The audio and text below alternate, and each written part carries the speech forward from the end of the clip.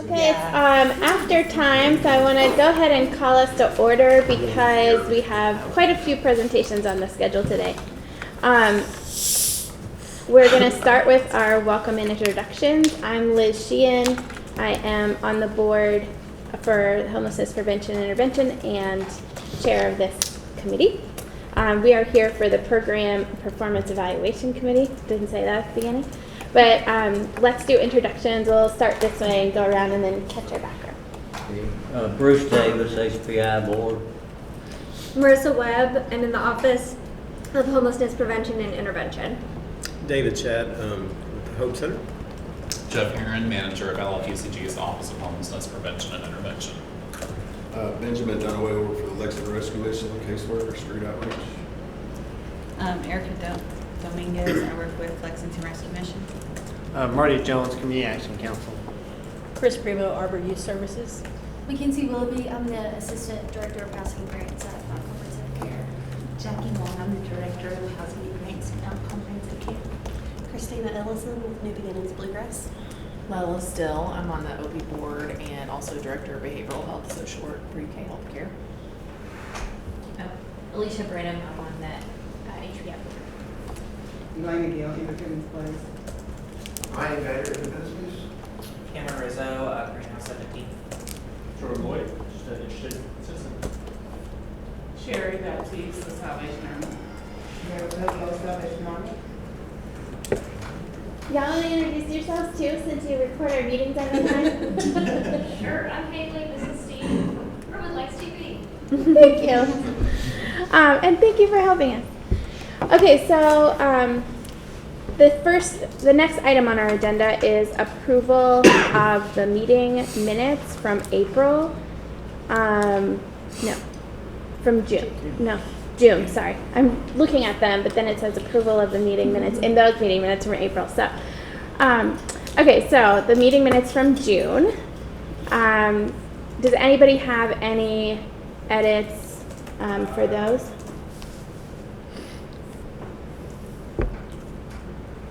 Okay, I will take a motion to approve. This can be anyone in COC. I'll move. Okay, we've got Christina and we've got Bruce for the second. All in favor, say aye. Aye. Any opposed, say nay. Okay, sounds like that passes to me. Then we're on to our presentations. We have 5 presentations today. Arbor Youth Services, Community Action Council, Lexington Rescue Mission, Mountain Comprehensive Care, and New Beginnings. We'll have 10 minutes for each presenter plus time for questions at the end. And so if you see me like waving at you, you're getting close to your time. And since we have so many today, I want to make sure that we're really cognizant of that. We start with Arbor Youth Services for the Street Outreach Program. This is from the CDBG funding. And Chris, are you presenting? Yes. So go ahead. Okay, so I did bring some copies, but I underestimated this crowd. So if anybody needs a copy, I don't know if Jeff included it. And they had a presentation form with a lot of your data. Okay, there's only like one that's changed, and I'll explain that. But so Arbor Youth Services, if you don't know, we work with birth through 24 years of age. It's a homeless shelter. We also have a drop-in center, which is what our presentation is about, for the 18 to 24-year-old crowd. We provide services for them, including employment services, referring them to counseling, getting their IDs, all the things that they may need. We refer them out or we help them get. But I guess we'll start and go over the numbers. So these are CDBG numbers for the street outreach program that we have. And let's see, it says Arbor expects to serve 75 unique youth, 18 to 24 in the outreach center annually. We have served 114 this fiscal year. Outputs, 25 youth will access shelter as a result of referral to the COC. And actually, I put 39, but that was from last year. It's actually 58 who were not already receiving shelter. 50 safety plans created. 100% of our youth who are entered into our program complete safety plans. 500 meals should be served. 2,370 meals were served. 1,000 basic needs, and it was 1,156 basic needs. 250 showers, 340 showers were done, which is in my opinion, not as high as it should be. But 400 units of transportation, we did 446. 30 mental health referrals, we did 36. Those are actually going up since we partnered with a mental health counseling facility here in Lexington, Willow Creek. We've been referring kids left and right. So next year our number should be higher. Let's see, outcomes, 85% of these 75 youth will access services, will show increased sense of safety. 100% of our youth, according to surveys, show increased safety. 35% of them will achieve safe exits to stable living condition. Next slide. 50% of youth accessing outreach services will pursue educational goals and obtain employment. About 45% do. Let's see. The next is total number of unique persons served, which was 114. Total number of households served, 1 family. Successful placement in safe housing would, which is stable, would be 39, so about 34%. Returns to homelessness, as far as we know, 0 in that we know of in this particular program this year. Let's see, racial inequities analysis. We had 66 white, 46 black, 12 Hispanic, and 3 American Indian. The reason why those don't add up to 114 is because Hispanic is not technically a race in the system, it's a ethnicity. So that number doesn't go into account when you add them together. CDBG ongoing evaluation and improvement at Arbor Youth. Our outreach workers meet with clients to discuss goals and progress made bi-weekly. We also have file reviews bi-weekly with case managers, meeting with the director to discuss program progress and the need for improvements occur monthly. Clients are allowed to fill out surveys daily to improve programs. We run reports monthly in HMIS to keep up with client data. Regarding improvements, we have recently taken client survey suggestions and changed several things about our drop-in and our shelter. We changed operating hours to 7 a.m. to 3 p.m. and invited back several clients who have been banned recently, banned in the past from the program. We also have changed our consequences to be more helpful, less punitive. The clients are all very excited about these changes, and that's pretty much it for the drop-in center. Does anybody have it? I'm sorry if I did that very fast. It's okay. I'm from Louisiana and I'm French. Well, we're also warned about time, so I Yeah, get yes. So, does anybody have any questions? Those outcomes are very good. We try. It's all our mirror. It's up to our kids, so yeah. So first off, I just want to say I appreciate that you are actively soliciting feedback and incorporating it. Yes. So thank you. You mentioned that you had changed hours and things, but you also mentioned in terms of like consequences that you structured some things to be more helpful and less punitive. I know that in creative environments, it can be difficult to maintain all the rules that we need to for safety and otherwise. Are you able to share any examples of like how you shifted those? Yes. Recently, I actually reached out to several shelters that cater to 18 to 24-year-olds across the country and talked to one in Portland, Maine, talked to one in Cincinnati, talked to one in Nashville, just different ones around the country to see what they did and what we could do differently also. So not only taking client feedback, but talking to someone else who knew where I was coming from. So I could, because sometimes when we make changes, we don't just have to go through me, it goes through my boss and then the board. So I have to convince people of, the best practices or not what we're doing. So one of the things we did change when it comes to being less punitive is we are no longer banning kids for anything unless it is physical violence. And that is even subject to We review all of the kids who've been banned monthly and go over whether we should allow them back or not. Extreme property damage may be another, but by extreme, I mean extreme. Because we've had kids break windows and things like that. We don't ban for that anymore. We don't ban for verbal threats anymore, which we have been doing. We're really trying to find a way to keep them there as long as we can to get them housed. We also came up with a tiered system of consequences. We're trying not to say discipline anymore. We're trying to use the word consequences so the kids know that we're not trying to discipline them. We're trying to provide a safe atmosphere for them. So, and also it connects it back to this is a consequence of an action. Yes, of an action, not something we're just doing, for shits and giggles. Oh, sorry. Strike that from the record. Yes. Yes. So we came up with a tiered system. It's a 4-tier system. I should have brought a copy of it, but the first tier, it's like little things, and everything hinges on de-escalation and trying our hardest to basically de-escalate the situation and get the youth back on track versus having a consequence. And even with our consequences, there are always choices in those consequences now where it's like, this, you can continue doing this and then this will happen, or you can do this and then this will happen, versus just being like, get out, so, and in that we have to, make sure we have to maybe change the staffing and change and train staff differently because, some of them have ideas of what respect is, and we have to teach them that it's not about that. It's not about them.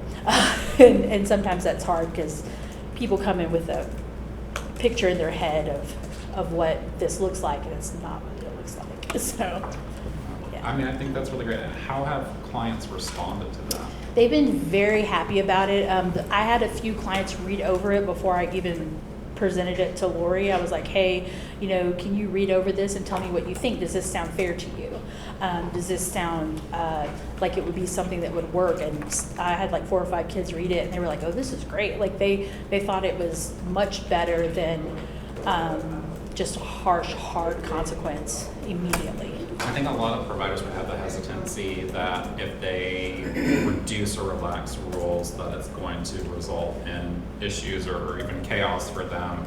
Has it presented any unique challenges for you as a provider? No, I think it's actually gotten better because the kids feel more, I don't want to use the word loved, but more cared for. They're not feeling like we're just on a power trip, because we've gotten those comments in the past where like, you're just on a power trip, you just want to make me homeless, and that is definitely not the case honestly just not doing what was correct. We were trying to, in our minds, trying to protect the other kids, but in essence we were not doing that. And so just changing things to where we're actually protecting everyone, not just the kids that are agreeable. That's really encouraging for other providers to hear your experience and know that maybe sometimes less is more in terms of rules, and maybe if we treat people a little bit differently, right, they might be more apt to naturally work with us. Yeah, and I've told my staff, I was like, you want to be a mirror of what you want to reflect to them how you want them to act. So regardless of how they're acting, you want to be showing them how they should act, because if you get into I don't know how to say it without using that word, if you get into an altercation or tug of war, that's better, a tug of war with them, they're going to win ultimately, because they're going to make you look, it's going to lessen you in their eyes, lessen your authority, not your authority, but lessen your ability to guide them, because they're going to lose respect for you. And that ultimately is, we're trying to work through all of their trauma, and that's just another thing, is just remembering all of this comes from a place of trauma. Like, none of this is malicious. Like, it is what it is. So yeah, might hit you up offline for some additional information about what you've done, so we could share it with other providers. I have a question for you. So kids that are aged out of foster care, but they maybe stand with somebody, drug provider service Do we, if they're staying with someone? Yeah, like they try to house and stuff like that, because they're on their own now, so they more or less they live from pillar to post. So they, you know, because we called about someone that was, had just got put out of his house, his parents' house, you know, the kid, you know, he had turned 18, you know, and to see his job and everything like that. Right. You don't help them that house. We do have, right now we have first month's rent and deposit money, so we can help with that. For a while we didn't have it, we ran out. But right now we have first month's rent and deposit money, so we can help them with that. And we can tell them what places to try. We can also help call with them and things like that. Like we do that. Like our biggest help to them would be first month's rent and deposit. So the call about this, the person having to be staying there with you. Only for, they don't have to be staying there with, that was incorrect information. They don't have to be staying there with us to receive first month's rent and deposit. They just have to be a youth between the ages of 18 and 24, honestly, and show up and tell us, hey, I need just this step up to get into housing. And we'll help them. Like, that's the least barrier that we have. And is there a market price of what I paid? No, actually, not for that program. That is, we do kind of like, we do let the youth know that we only have so much funding, and that we, you know, of course, we're not going to put them in the metropolitan, but I mean, we definitely have more leeway with that program for sure. And their job to find place. I mean, we will help them for sure. Yeah, we'll give them a list of apartments that we work with for them to call, and then we'll also let them know if we know of anybody. Like, we're not going to just be like, hey, good luck. We definitely want to help them. Otherwise, the process will never, they'll never get housed. And we have kids in the shelter as well at that age of maybe. Can I have one of your handouts? Yeah. And Chris can correct me if I'm wrong, but I'm pretty sure that they usually will work with any youth that have a housing issue, whether they're literally homeless, marginally housed, stay in place to place, or maybe just have like a negative home environment Yeah, where for they're sure. being discriminated against because of, for example, being LGBT. So it's a open service. Yeah, our drop-in center is open to anyone between the ages of 18 and 24. They can come do their laundry, they can come eat, they can come get help with getting ID, birth certificate, social security card. And their funding source being CDBG, it really targets that they're lower income and have housing issues, not necessarily literal homelessness. Yeah, insecurity, not so much homeless. If they want to be put on the housing list, they do have to be homeless. But if they want just first month's rent and deposit, that's just any 18 to 24-year-old that has issues. Thank you for your questions. I think those are the kinds of things that, in addition to taking a detailed look at the program, we also want to get the benefit of learning more about the resources in our community. Yeah. Thank you. I have one quick question for you. Like, on a lot of your outcomes, you were significantly over the target. So was your, I appreciate you for providing all of the services beyond what you had targeted for. Do you find that you're then having to pull resources from other funding sources, or did you feel like this funding was able to cover the targets you had set? Well, donations always help. So like meal-wise, we serve a lot of meals because we have a lot of repeat kids that come throughout the day that eat multiple times a day. And in that case, we actually have a group of ladies who provide groceries weekly. We have a man who's very nice, who provides 1 meal a week. We just got a grant from Walmart for food, because our funding for food is very low. So we get a lot of, we get God's Pantry, we have Target donations, and we work with the food chain who donates to us. Just food-wise, that's probably the most expensive thing we do. Also, like hygiene supplies, those are very expensive, and we do a lot of donations through churches, through schools. We're constantly begging for underwear, socks, and deodorant. That's just the 3 things that we always need. So yeah, that we do get other help. Yeah. Thank you.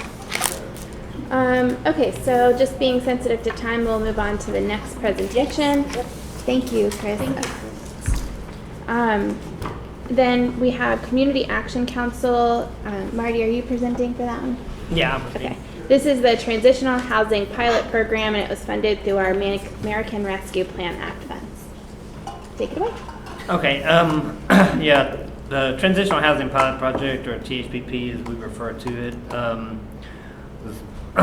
as what Sheehan said, it's funded through the ARPA program, and it started on July 1st of last year, and it runs through the end of this year. And it was sort of a mix of the funding was to provide a couple of different things. One, it was to provide funding to purchase a number of single-family dwellings to be used as transitional housing in the short term. But once the program is ended, then those units could be used as affordable housing in the community. It also has a side of, or other than the purchase of the homes and transitional housing, we also have the services or support services side of the project, in which we provide housing navigation services as well as assistance with security deposits and first month's rent for those that may not necessarily be in the transitional housing but are experiencing homelessness and need assistance in obtaining housing. It doesn't there's not a specific target subpopulation, but as far as the transitional housing component, we did target individuals and households that were experiencing unsheltered homelessness and had some type of barrier in accessing congregate shelter. There was an attachment there that sort of had our order of prioritization, and so we're really looking at that maybe had some kind of health condition or mobility issues that would prevent some barriers to accessing congregate shelters. As well as SMI and families with children.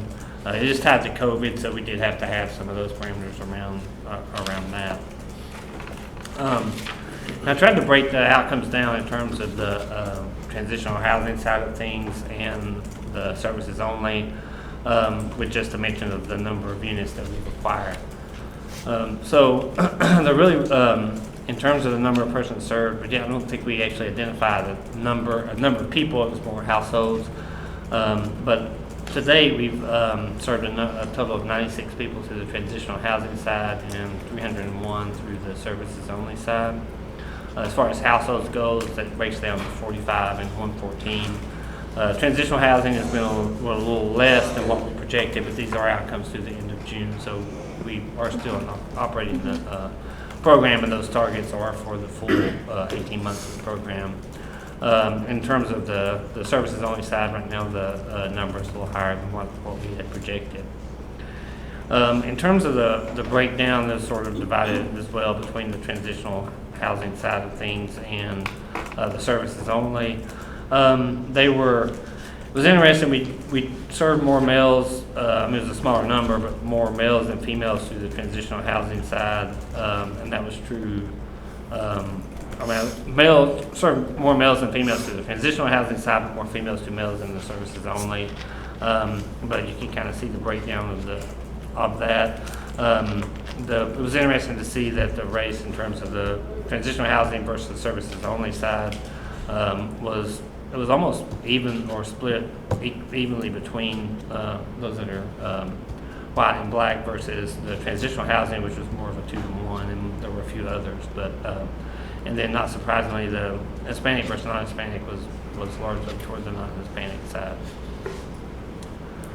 And in terms of the outcomes, we had said that we would purchase somewhere between 10 to 14 units.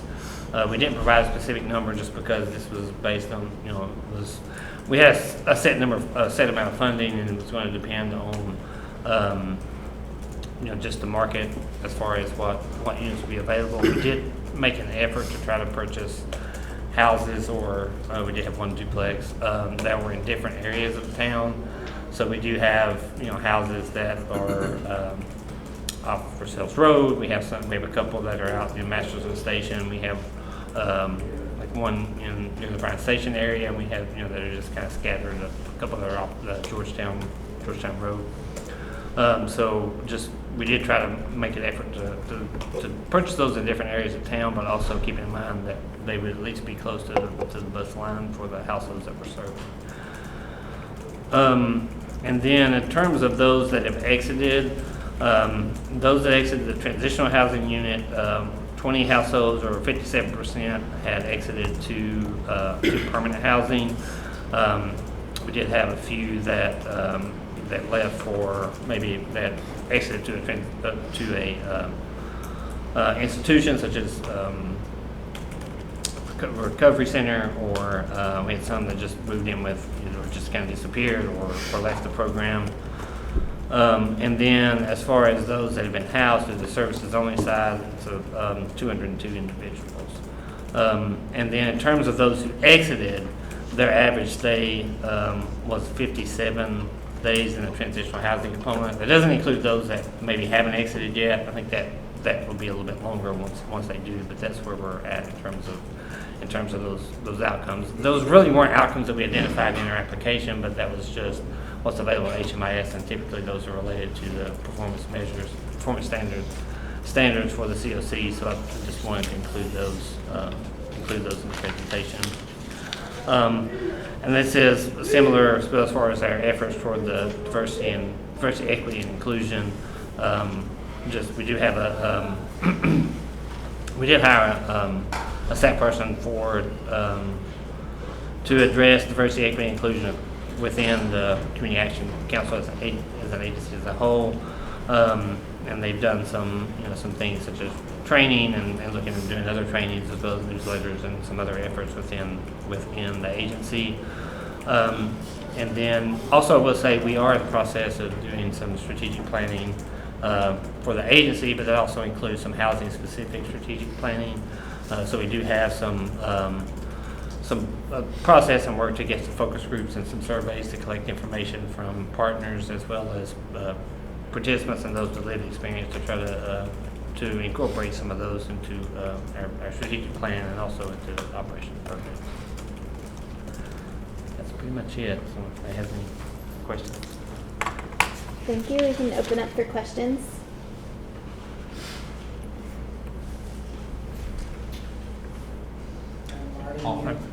Go ahead. Marty, you mentioned having transitional housing units out in the community. Are you buying these houses and then leasing them out, or like how is that working? Are you putting the leasing community actions thing?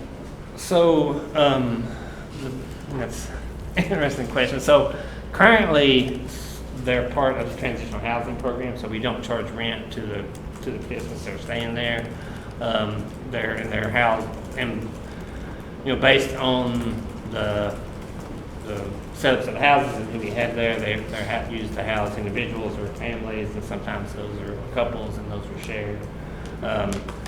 After the project is over, then we will be able to rent those out.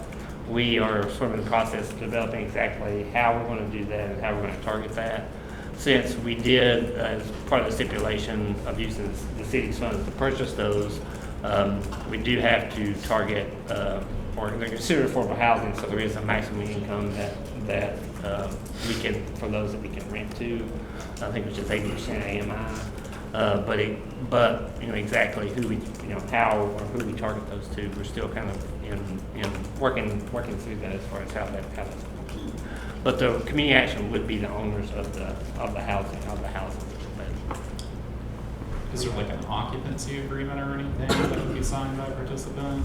Yeah, we do sign an agreement, just occupancy agreements with the participants that basically just it spells out the program and what their expectations. We have a few forms that they sign, and one of those is sort of an expectation sheet where we sort of outline what the expectations are of them and what the expectations are of us and the case managers that they're working with for the program. So just thinking of challenges that might occur without something like a lease agreement or occupancy agreement. No, yeah, we have that, yeah. And the only question that I was going to ask was going to be, you mentioned that there had been less households served. Obviously, there's still a few months of the program operating, but I was just wondering if there was any other factors that you think led to a lower number of households served in transitional, because it looked like the length of stay was kind of within what you predicted. Well, like I said, the length of stay was, well, for those that have exited, we've had some that have been there a little bit longer. So, okay. I think that is part of it is just transitioning people out of the programs. We do the the way we prioritize people, we did sort of target those that had higher acuities or higher needs or especially like those with mobility issues for transitional housing, and so sometimes it took a little longer in order for them to get housing.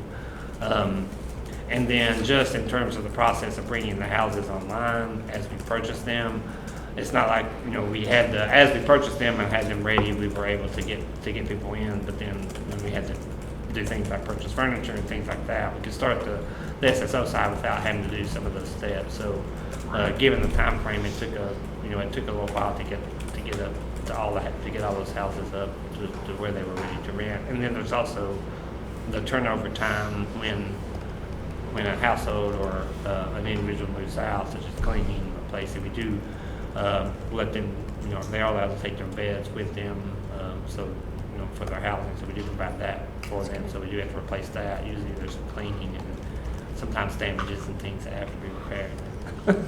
Like after that, that's what I was there. Other questions? Yeah, thank you.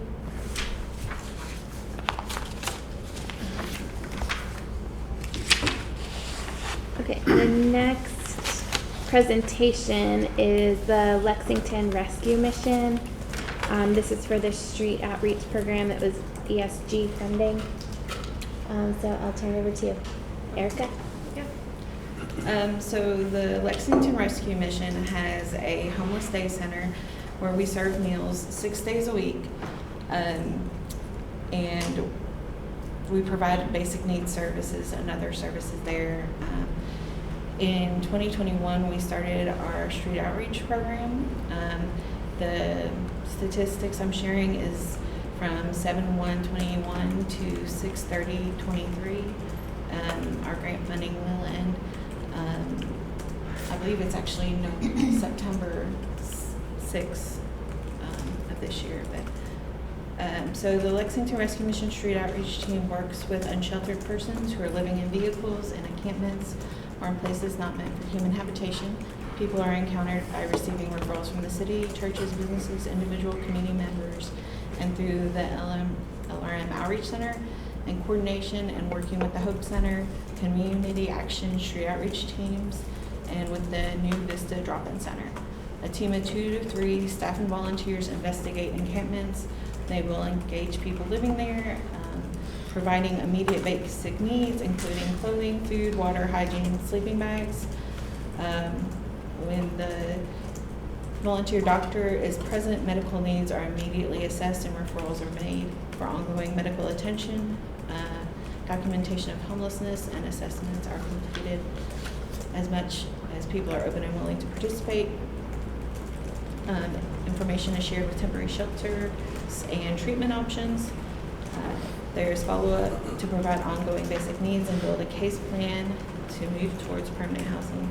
Ongoing services include, but are not limited to, assisting with identification, adding to HMIS and coordinated entry, signing up for food stamps, Medicaid and Medicare, referrals for shelter, housing, medical care, psychiatric care, and behavioral health care. Street Outreach primarily provides case management in the community, but will also utilize LRM Outreach Center to meet with people engaged on the streets. So the target number of people served was 80. The actual population that was served was 188 that were documented in HMIS. The demographics for street outreach, we had 45 African American, 1 Asian, 5 American Indian, 2 Native Hawaiian, 132 white, and 3 with multiple races. There was 2 of Hispanic ethnicity. They served 56 female and 131 males, 1 transgender. And then I have the age breakdowns. There was 5 persons who were 18 to 24, 24 that were 25 to 34, 55 who were 35 to 44, 53, 45 to 54, 34 who were 55 to 61. There was 17 persons that were older. So for our outcomes, there was 8 who were connected to permanent housing. There was 483 contacts for 328 persons.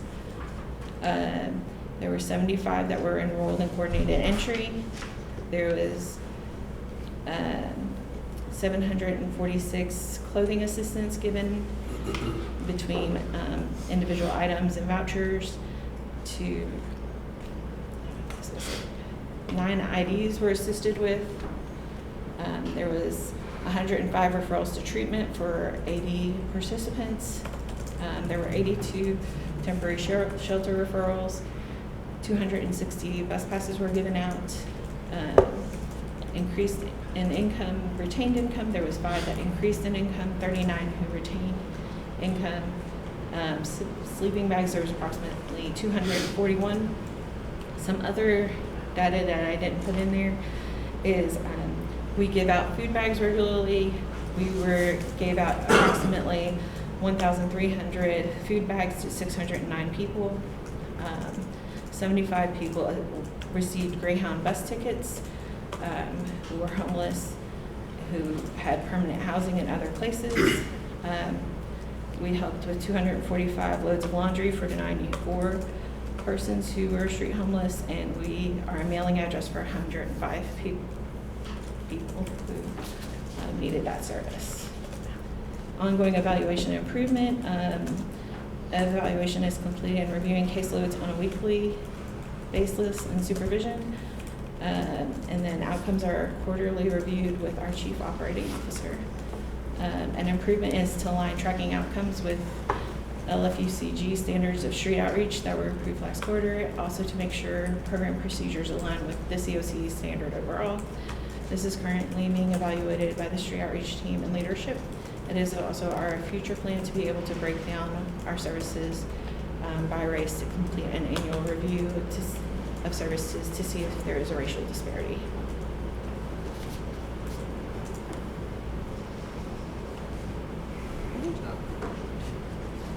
Thank you. We can open up for questions.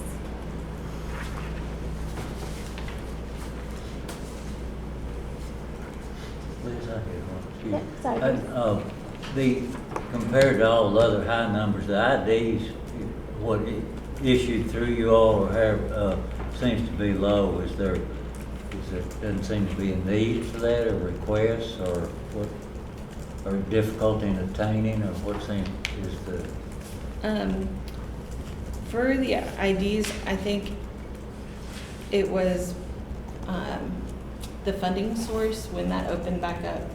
So if it was through our program only launched back in late March. Right. Another thing would be like when we encounter people, we do it on the streets. We get the paperwork for them, we give it to them, we got to set an appointment with them, and they never show up or they're not there to get the paper back to them. So that kind of has something to do with it. We've also purchased birth certificates for persons, but following through the whole process of receiving the birth certificate and then being able to gain contact to be able to purchase the ID, we lose people in the process. Some of it too is going to be related to just the challenges that our population faces. I know I recently was out of a camp and we provided an ID letter for an individual they were working with that we previously provided that letter for, but it was lost. There was another individual at that camp that also we previously issued an ID for. She reported that she had been robbed and they took her ID along with everything else. So sometimes some of this is going to be that trying to follow up and carry it all the way through.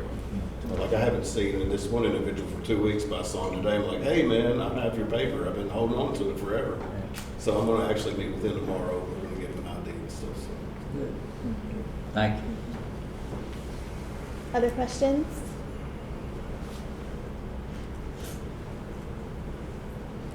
I just want to go ahead and mention that you all do add a lot to our outreach system, and I appreciate everything that you're doing, especially I know that you've done some things to really help people consider and approach treatment. And also, I think that the addition of having Doc on your team is great and provides another service that we don't always necessarily have in the field. So I just appreciate it.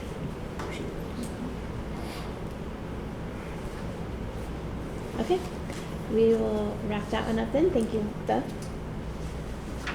Mountain Comprehensive Care is next. This is the Transition in Place program that was funded through the American Rescue Plan Act funds. Jackie. Okay, so this program was a pilot program that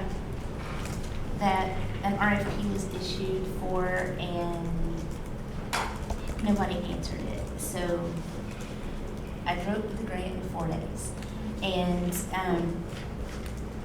I didn't know what I was getting into. I'm just going to preface this by that. So this program was designed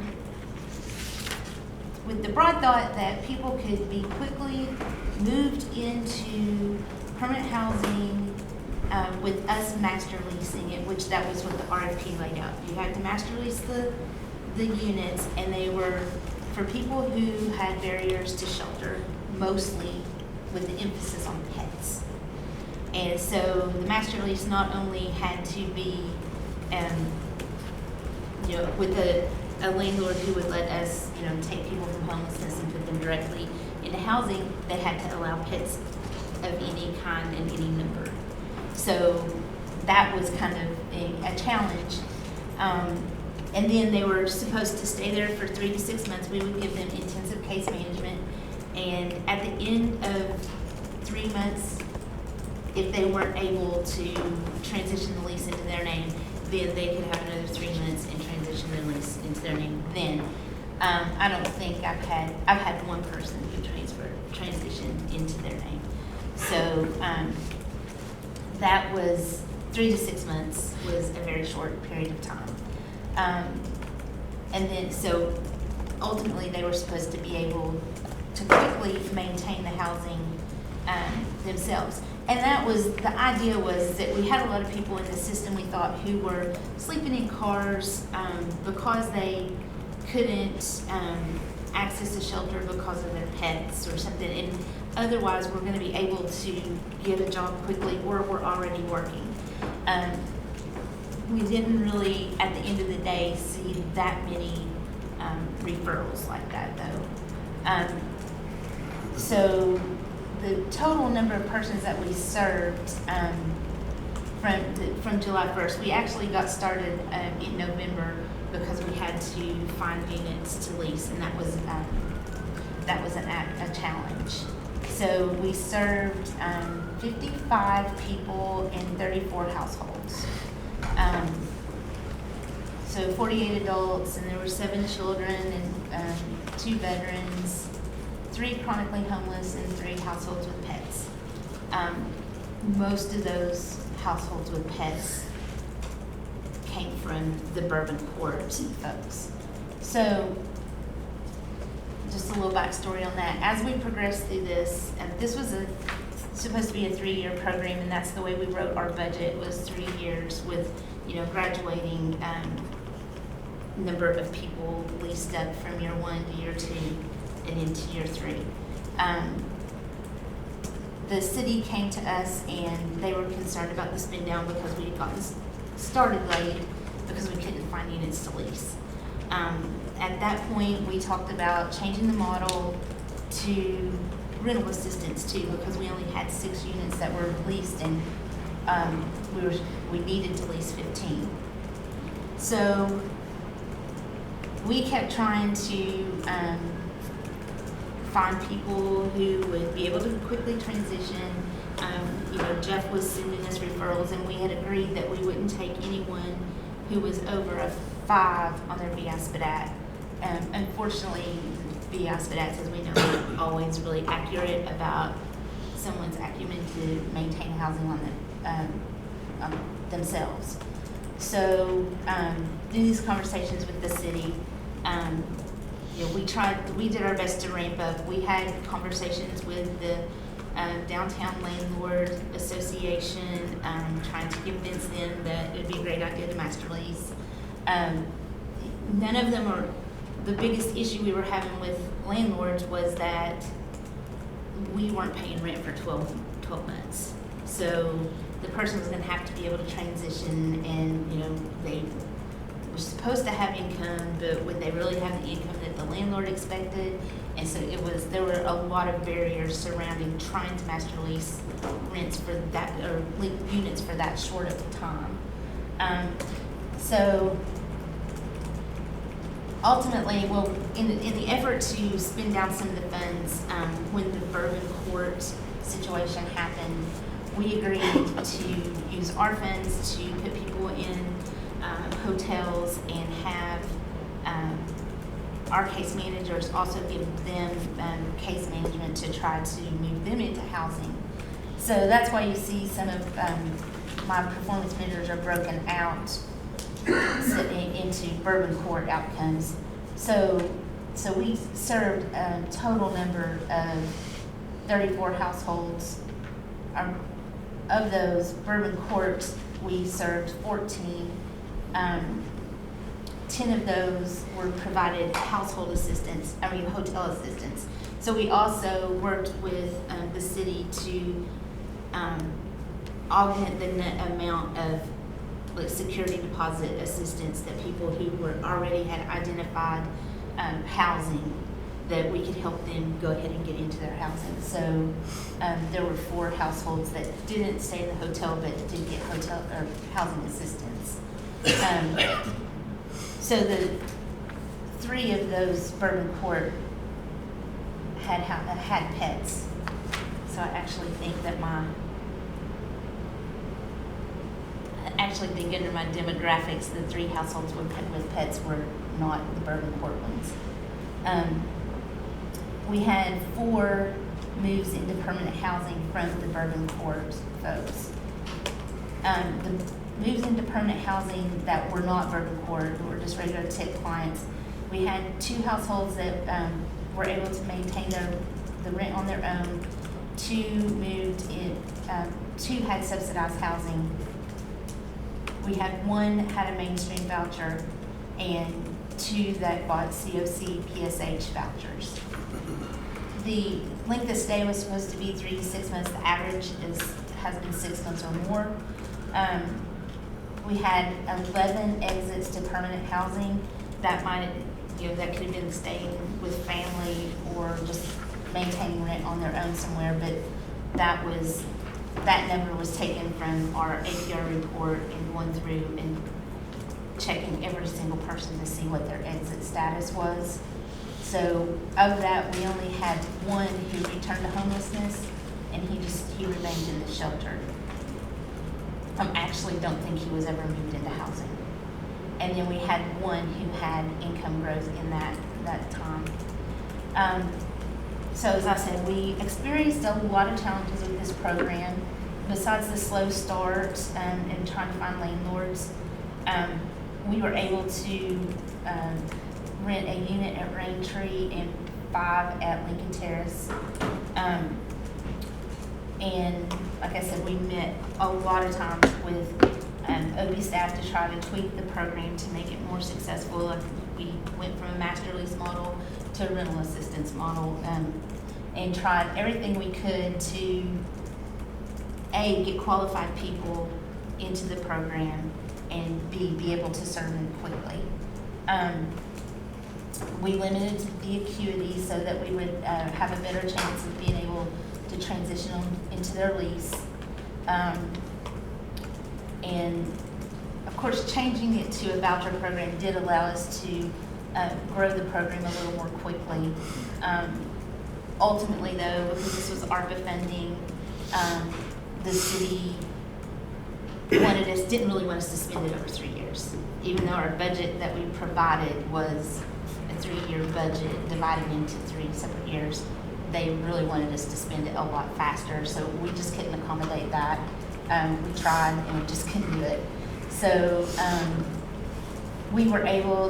they ended our funding as of June 23rd, or 29th, 2023.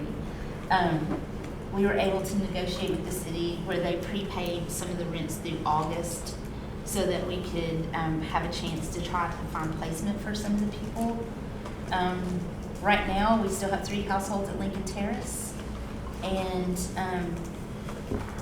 one will have the means to transfer the lease into her name or find other housing, and the remaining 2 aren't really cooperating with our staff in a housing search and will probably end up back into homelessness. Although of those, one of those people, I have talked to Marty about transitional program for them.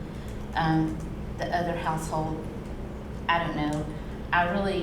And I just got an email or a text from someone on my staff that the person who has the means to find other housing is mad because our program ended and they're going to the news. So look forward to that. This model,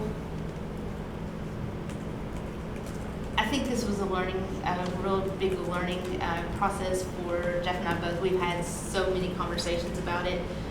We definitely in this city need a way to transition people quickly into housing, but 3 to 6 months is not long enough. No matter what their acuity says it is,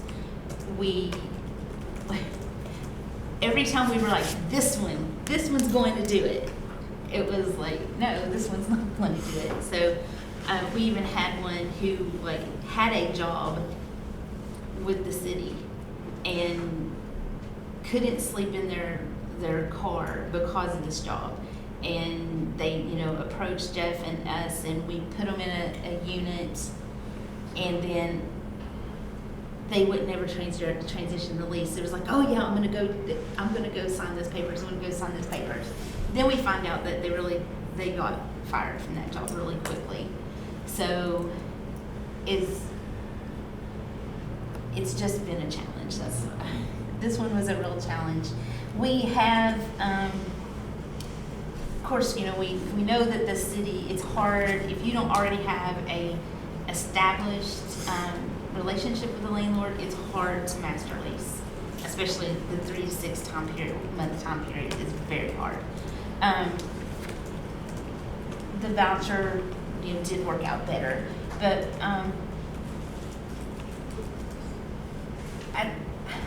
I don't know how we get past the, no matter how many times you tell someone you're in a time limited program. I think everybody lives in the here and now. And it's just like, let me get housed. I mean, we go through this all the time, even in rapid rehousing. They don't think about the end until it's 30 days from the time that they're, 30 days before they're going to be homeless again. And then it's our fault. They're, yelling at us. And literally we had intensive case management. Our case managers were there all the time. So we have, we're trying to hire peer support. We're trying to hire more staff in our housing department to try to overcome some of these challenges with all of our programs. But this one's ended, so. Thank you, Jackie.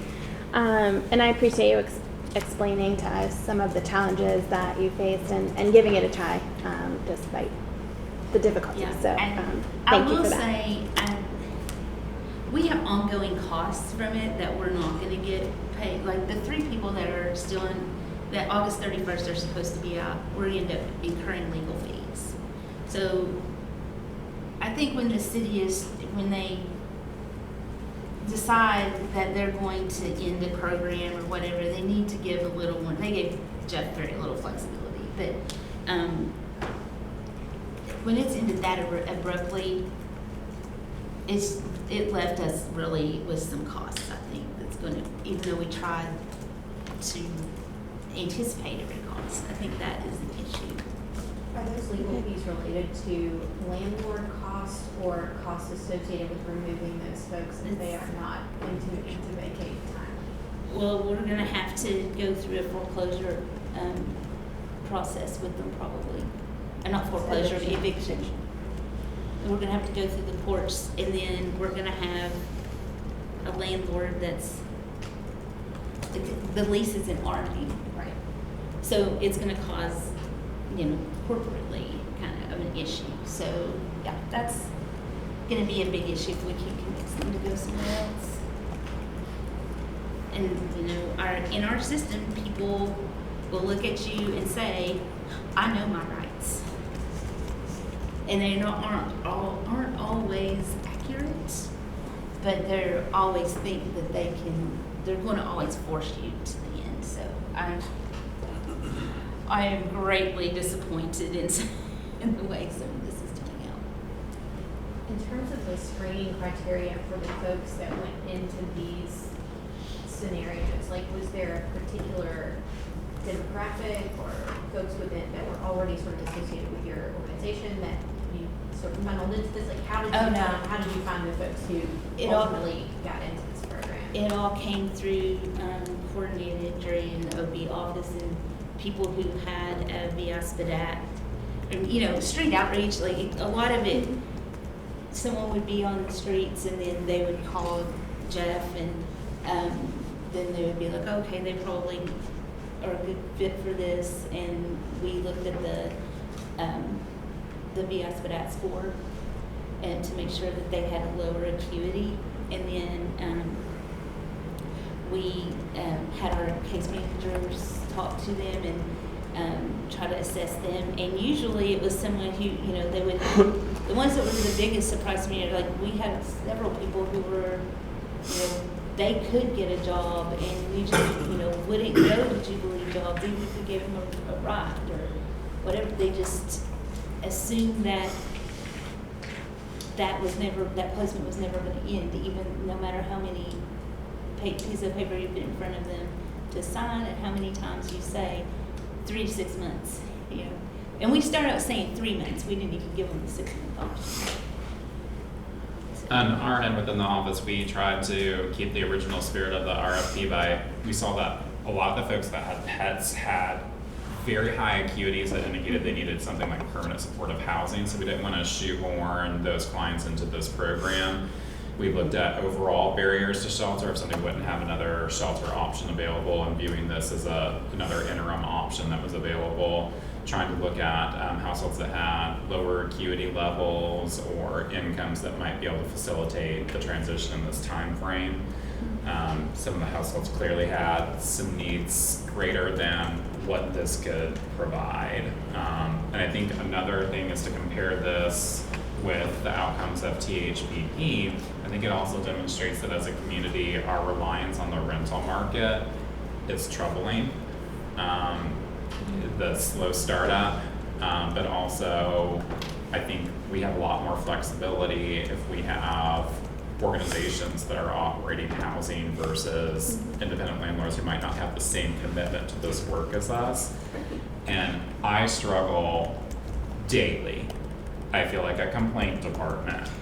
Any service that we operate related to homelessness, I get a lot of complaints about, and anytime that we try to launch any kind of new programming, the amount of pushback that the city receives is astonishing. And unfortunately, I haven't been able to mitigate all of that on my own, and sometimes I'm in a position where I'm not able to move forward with something because of the level of pushback that we receive. But I think that ultimately the outcomes show that having some site-based models, some owned or acquired property would benefit us a lot more than only rental assistance. What is the intention? So obviously, like this program ended early and had like $1 million allocated for it. How is that being used if we're not using it for this program? So the administration did tell me that they would like to keep it within the homeless space. There's approximately $840,000 that remain from this project. At the moment, we are looking at seeing what level of funding is needed for our winter weather response before we would immediately move to RFP it out for another project. And it could potentially be exhausted just by operating that winter response. Some of the previous winter responses, your ARPA shelter was 1.4 million. The last season alone, yeah. So I highly anticipate that if that's what it's used for, we probably won't be funding another project out of it in addition to that. I have a question from alcohol. Did you find it was it like a requirement for the landlords to have it in your name, like due to credit history of clients or anything like that? Or did you just find it easier to kind of, like, because I know landlords are really reluctant to work with a lot of organizations, like, did you kind of feel like you were almost like pigeonholed, or did you think that you were taking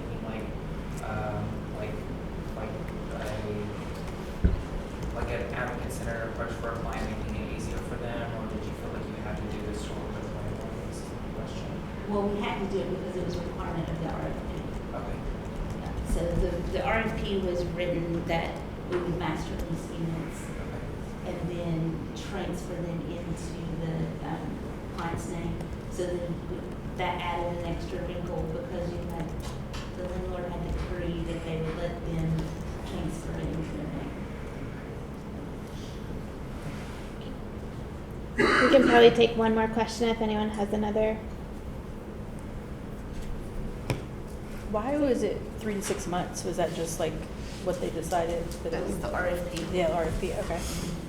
And as we met, we did open up the possibility of moving to rental assistance and saying, since this is internal, we don't have to be stuck with master leasing. And in terms of the time frame, if there's an individual that needs a little bit longer, there's some flexibility on that. The real concern ultimately for the administration was the level of spend down and where we were at the process because of the deadlines that the city has for both committing and expending ARPA funds. We saw that this project was not going to fully be able to expend $1 million within some of the time frames that we needed, and if we got too far out, it couldn't be recommitted to another project.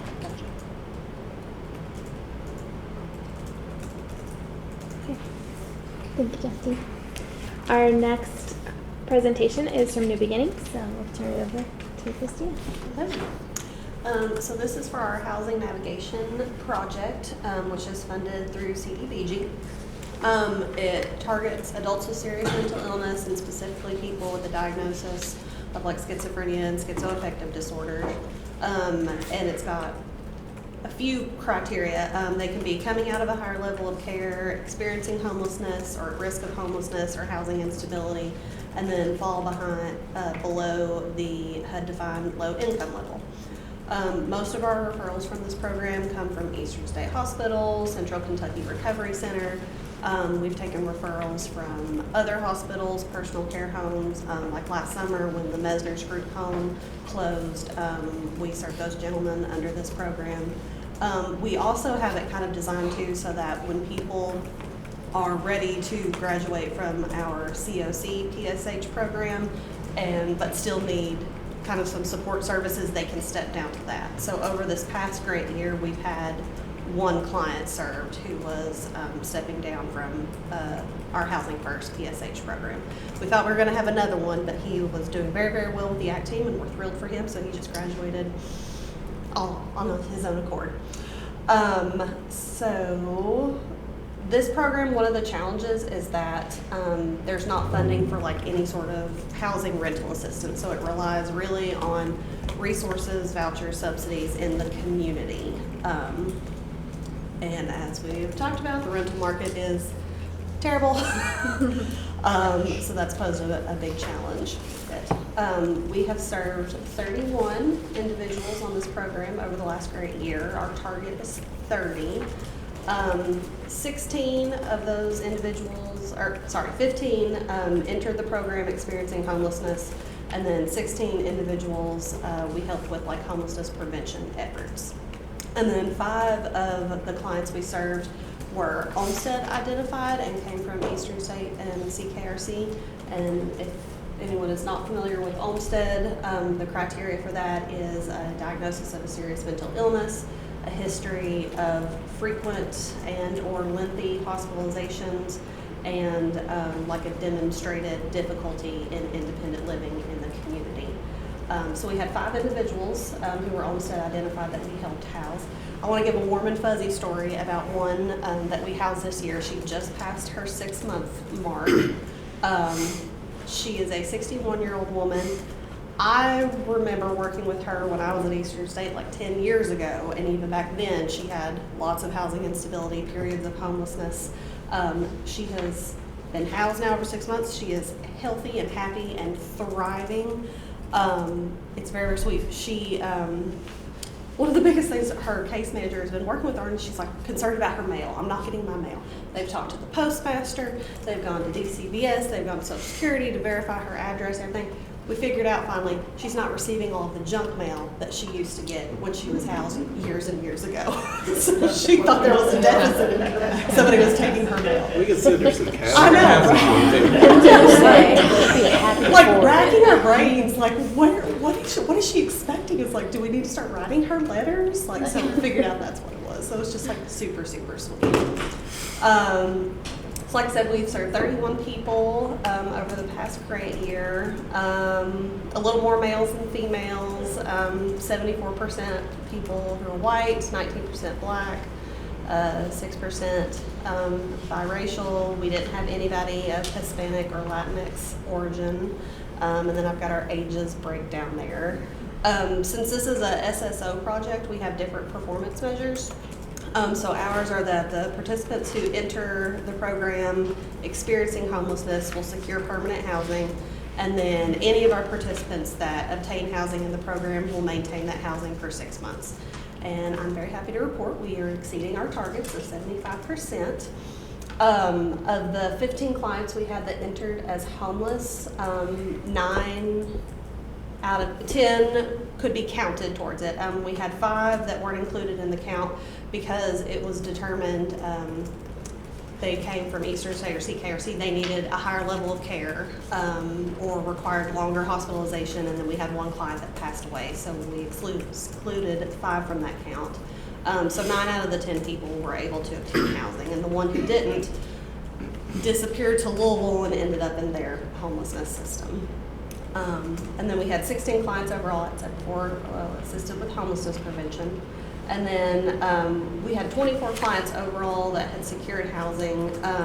22 of those were eligible for like 6 months worth of housing, and 21 out of 22 of them have been housed for 6 months, and we've got 2 who just haven't made it to that 6-month mark yet. And then I think we have 13 who could have been housed for a year, and all of them are still housed and doing well. I'll go ahead and say like exit destinations, which we don't have that on our performance measures. We had 17 total exits. I take away the 5 that were excluded from the count because of moving to higher level of care. So we had 10 positive exits out of 12 total, so 83%. And the 2 exits that were not indicated as positive through HMIS was the one that went to Louisville and went to a shelter, and we had 1 client who was evicted from his unit and then went into residential substance use treatment out of county, and we just lost contact with him. So as far as like ongoing evaluation and improvement, we're a small office, so we're kind of always talking about ways to improve and policy changes. Troubleshooting client issues. We do like a weekly team meeting and a really in-depth like monthly group supervision to talk about client-specific issues, systemic issues overall, trying to share resources to figure out issues with just the housing market. We are working on doing more to increase our DEI education. I've had some staffing changes over the last several months, and we are now a very white office. So really working to kind of increase additional trainings and reaching out to outside entities to do some additional trainings. Everybody just completed a really, really good cultural competency one that is offered through Health and Human Services. And then incorporating those into our discussions with clients of like what additional barriers are coming because of our clients' reasons. I talked about challenges, kind of our goals for improvement. Of course, we want to increase our landlord recruitment, try to find more affordable and accessible housing options. One thing I would really like for the program too is to kind of increase collaboration with Eastern State, both on the unit and kind of in admissions. Many moons ago, pre-pandemic, the staff member that was in this program would be in the hospital kind of all the time. And we found sometimes, I know how it is doctors come in one morning and they're getting discharged. And so it's a quick referral and trying to make contact. So I'd really like to be able to kind of, as Eastern State is allowing people in, being able to do more warm handoffs and building rapport and relationships and working on things while people are still in a safe and stable environment. Another thing I really want us to improve on is getting and utilizing our participant feedback. As an agency overall, we do twice a year, like satisfaction feedback surveys with all of our clients in the agency, and shockingly, we don't have a very good return rate on those. So we're trying to have talks of like, how can we get more feedback from the people we are serving on how we are doing, what we can do better, and then looking at what it would be we would need to change in our practice. And I think that's kind of about it. I was trying to go real quick because I'm not organized. We can open up for questions. Yeah, I have, well, a comment just on the collaboration piece. Do you think it would be helpful to come to you or whoever, whatever staff member, new beginnings to our next departmental social work meeting? Absolutely. We're having it in person September 19th, so. I will be there if you will have me. Yeah, let me make a note to send it to you. Because, yeah, it has been like, as we're getting back into in-person stuff, like, and we have a lot of turnover all the time in our department, so it'd be great for them to put a name, face to a name. Absolutely. And I was gonna ask of the 31 too, how many of those came from Eastern State? Oh. I could get back to you on it. Yeah, I was just because I was just curious looking to at the know. ones who were Olmsted identified. So maybe we could have a target for increasing that. Yeah, absolutely.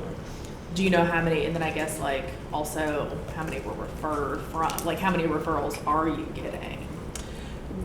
Not very many, to be honest. It's kind of once a month, kind of sporadically. And I know that the people are out there. I know our folks are out there. So I think it's just kind of on us too, of trying to do more to help them. And again, we're a smaller agency, so people don't always think of us first. And one thing too, especially with admissions, is I know a lot of people come to the hospital and they're not necessarily admitted. So trying to intervene there and get at least a way to like contact people, and then we can connect. The staff member here, of course, is an HMS. Puts lots of people on coordinated entry, goes out and does SPDATs and such for our people. So just trying to capture, to make sure that our folks aren't falling through the cracks. I think we need to we're not referring anybody, so we're getting a lot of people from Eastern State, so I think we could probably help in that too, catch some of those people. To be honest, I just forgot about things. We'd be glad to take them. I have a question. Yeah. So I may have been on my phone because someone told one of the kids that I was quitting, and so I got 20 text messages all of a sudden. Is there something you're not telling us today? That's exactly what happened. Like all of a sudden my phone blew up and I was like, no, like what is happening? But anyway, so I missed part of the first part of your talk. What program is this? This is housing navigation for SMI persons, but it's funded through CDBG, so it's a support services program. Okay, so it provides support with getting housing? So getting housing and just kind of like overall case management services. So like because we get kids from Eastern State as well. We have one currently that is paranoid schizophrenic, and he literally stands and stares at a wall all day long. Occasionally will eat ramen dry, doesn't shower, doesn't change his clothes. He's been with us for almost a month, and he literally stands and stares. And when we're not open, he stands across the street and stares at the building. Like, he's sweet, but we don't know how to help him. Like, and any help would be great, because I really have no idea what to do. let's chat after this. Okay, cool. I think we should also, like, our shelter providers, Salvation Army, want you to think about this as well. If you're receiving folks from Eastern State and it's maybe a little bit more than just what your case management team can do alone, I want you guys to feel comfortable to reach out with referrals to this program. We're not presently, it's just supportive services. It's not being operated through coordinated entry. So we don't always like see this on the HMIS side of things, but yeah, they would be glad to help with referrals. And we also take too, so I say exiting a higher level of care, we also kind of go with the Olmsted model of if we have somebody, they haven't been to the hospital or something in a few months, but they've had 10 admissions in the last year, yes, absolutely, we're gonna help that person, just because there's that demonstrated need. I did have a question just related to, I see your funding term is pretty significant versus the amount of money. Mm-hmm. So I remember when I was with New Beginnings that sometimes with the CDBG award, it could take a little bit longer to expend. So was this just moving the end date out to give you a little bit more flexibility of time to spend, or are you supplementing the funds We are somehow? supplementing. Okay. So the funding really just kind of covers the staff members. There's one staff member, her salary and some of the fringe. So New Beginnings is just with our DBH money is just supplementing the additional. I was just kind of wondering if there was other, like if it was some of this, the clients that you're receiving money to do general case management through the state and kind of combining some of it. Yeah. Because it just seemed like a very low dollar Yes, not a lot of money.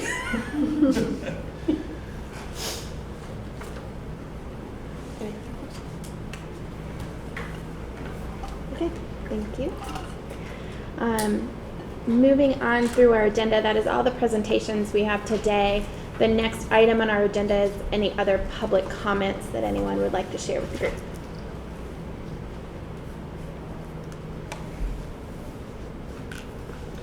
Well, I'll say I think we need to recognize that Jeff Heron Day was yesterday. Yes. Yes. Clearly it's Unsung over Hero today Award. because people are back to business as usual. And recently received the Unsung Heroes Award, and very, very well deserved. Yeah, that's that. Very strange to go through 15 years and never win any kind of awards or recognition and then like literally be on a press tour for like 2 weeks. And have it today. Thank you. Like, does it come with like a massage or something? I did get some items from the awards committee. They gave out, I get to have a couple tickets to a Broadway show at the Opera House and a gift certificate to J. Alexander's. Nice. Nice plaque. That's really cool. So it Okay, was good. really cool. I was hoping it wasn't just a day. Like, you know, I mean. I did find out it was the first year they had this Run for Award 7 honorees, and Civic Lex is going to continue the event in the future, so they will continue to recognize people doing work, and I think it's great. I think there's people from healthcare, there's a firefighter, myself, so I'm really hopeful that we'll have some other honorees in our system. I tried to stress, that we don't always get recognition. We don't always also get to see a lot of positivity in our world. So I think it would be something that would be great for other folks to be able to have that moment. Nice. And there is a nomination process, so make sure, in about this time next year, minus a few months, look for the nominations so that we can have some more awardees. Thank you for bringing that up. Any other comments? Okay. Our next meeting is October 18th at 1:30 here. The presenters are Arbor Youth Services, Lexington Fayette Urban County Housing Authority, and New Beginnings. And at that, if there's no other business that anybody wants to bring up, we can stand adjourned. Thank you. Thank you. Good thing for everybody. Yes.